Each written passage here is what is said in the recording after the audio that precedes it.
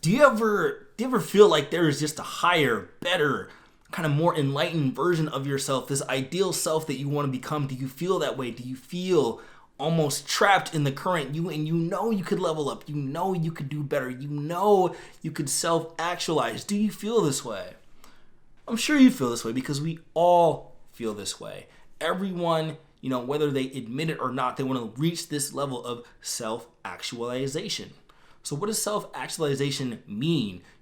What is the psychology of self-actualization? That's what we're going to talk about today. I'm going to walk through 3 basic frameworks to help you understand psychologically how self-actualization works. I looked up this topic on Google. There were a bunch of esoteric, kind of super dense versions of this idea of self-actualization. So I just want to break it down for you in a much more simpler way that you can understand and have some takeaways that'll help you be successful in your life. But before we get to these tips, quickly, I have one little quick favor to ask of you. Please send your validation my way so that I can inhale it into my nostrils and down to the depths of my soul. Send said validation by subscribing to the YouTube channel. Hit the little notification bell so that you can get brand new videos the moment they come out. Any other platform that is watching this video, share with your friends and let them know about the content that this video provides. Okay, let's talk about self-actualization. What do I personally know about self-actualization? Well, I have done many of things in my life that have kind of reached this self-actualization level. I have been able to quit my job and escape the shackles of quiet desperation to make a living, doing things that I love. I feel passionate, purposeful, reaching higher levels of, spiritual growth, all of that. I've taught many others how to do the same. Millions of readers come and they read my writing to learn some of these tips. So this is just experience that I've collected over a long period of time, and I'm going to try to condense it and share it to you in the easiest to understand way possible. So let's dive right in. The first idea and framework that you should think about when it comes to the idea of self-actualization is really rising through your hierarchy of needs. So you've heard of Maslow's hierarchy of needs. You have these needs that kind of need to be met before you reach that real level of self-actualization, reach that level of enlightenment. The one thing that I'm going to focus on that sometimes I get some pushback for is meeting your material needs and creating freedom for spiritual growth is something that I think is really, really important.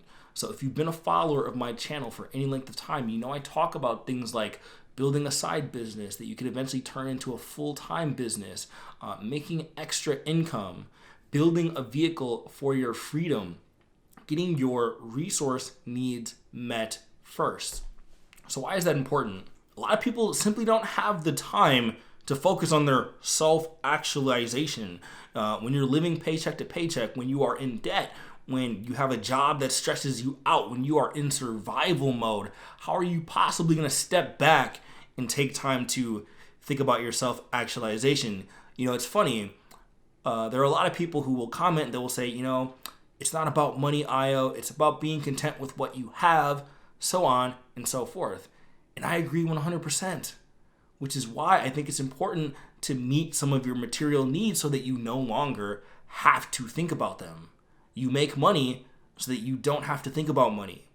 I'm putting out videos on YouTube that make a lot less money than my writing. Why? Because I think YouTube is interesting and it is a vehicle that I can use to explore my own self-actualization and share insights with others. And also because I made enough money writing and kind of created a vehicle for my freedom, I now have time to do some more of these creative expression things, time to sit back and ponder all the deep philosophical questions of life, time to meditate and be still, do all that. I have plenty of time to do that now.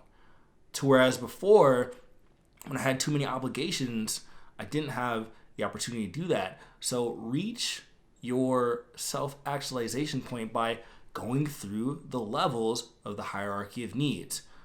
You have the level of meeting your needs. This is why a lot of people in poverty, they just don't have time to self-actualize because they don't even meet their basic survival needs. So you might not be in that position, but you have to get to the point where you're kind of removed from, your income so that you have time to think. And then you can focus, then you have more time and bandwidth to focus on family, love, relationships. It's kind of, look at the way the pyramid works. Family, love, and relationships. How often that is affected by your inability to meet your needs. See, don't get your needs met, family suffers, community suffers, everything else above, you don't have time to get to that. So if you don't get that foundation built, it's hard to get those other things at the top.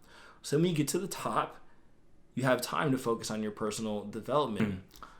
And this next concept, the self-actualization concept I want to talk about, is really, it's really interesting. I started reading a series of books from this guy named Dr. David Hawkins.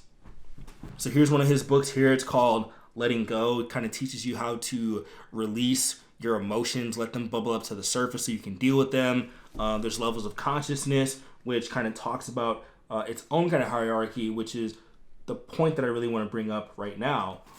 In here, he has these different kind of levels of consciousness, levels of energy, and you kind of ascend up these different levels until you reach, the point of real enlightenment or whatever, which, he claims most people can't reach. So it's like this scale that goes from 0 all the way to 1,000, so 1,000, that's Jesus, Buddha, Mother Teresa, the Dalai Lama, they're at the very top. And then it goes down to other levels, kind of the levels of enlightenment he talks about, kind of us mere mortals being able to reach are things like reason, the ability to get to a point where you're truly able to use logic, love, kind of having a detached appreciation for life. In the book, he says that true love is defined by non-attachment.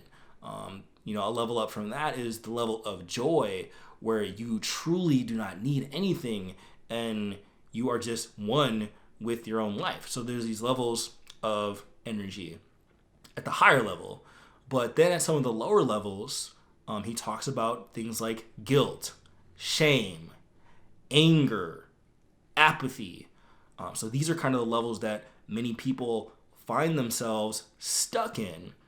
This is why the media often focuses on outrage, clickbait, salacious, kind of fear-inducing news, because it reaches you at that consciousness level where most people tend to reside. So, a lot of people stay in those levels, but the way you kind of rise them up is by getting to certain levels like anger. So anger is above apathy, which is why the news, to shock you awake and get clicks, takes you from apathy to anger, right? But then there are levels above that. I'm not referencing all of them 100% explicitly, but kind of after anger, it goes to kind of courage. I can do this. I think desire is between anger and courage. So desire isn't the healthiest area to come from, but at least you are starting to move up, right? So it's very funny. People are always talking about how they want the most real and authentic self-improvement content. But in order to get our foot in the door, as marketers, we have to use some of these kind of lower consciousness level things to get you in the door. We have to write the headline that kind of piques your curiosity and gets you into that desire level. We have to, I'm often very blunt and straightforward because I'm trying to trigger you with anger to move up to those higher levels. So you go from courage and then you go to levels like pride, you get some momentum. You start to feel good about yourself. And as you go up to these levels, you become stronger. In the beginning of my career, I was very, desire driven. I was very pride driven. I was angry about my life. I wanted to change my situation. I was angry about the things that happened to me. And I kind of used that chip on my shoulder. And now it's moving up more to where, when you meet some of your needs, when you fulfill some of your desires, you realize that it's not all it's cracked up to be. So you begin to move to the new levels. So, my work, I try to get closer to reason. I try to be as objective and logical as I possibly can.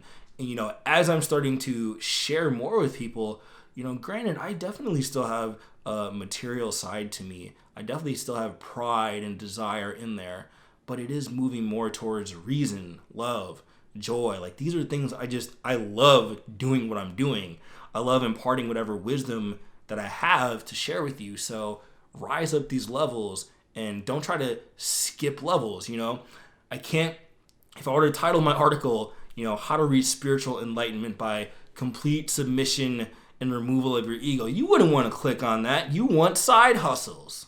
You want ways to start a profitable business. You want reach your goals. You want mountaintop stuff. So I get you in the door with that, and we kind of move along with each other and ascend up these different levels. Which leads to my last point, which is kind of a corollary, kind of synonym to the ones I just mentioned, but it's this idea of going through the journey and doing it first to find out for yourself.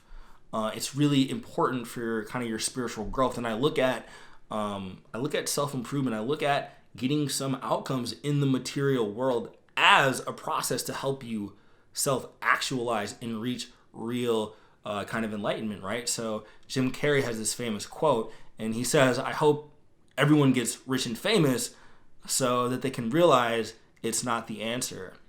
And some people interpret that quote as "don't go for it."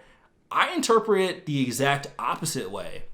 Go ahead and find out for yourself, and then it'll kind of quell some of those desires and kind of that nagging, wondering what if.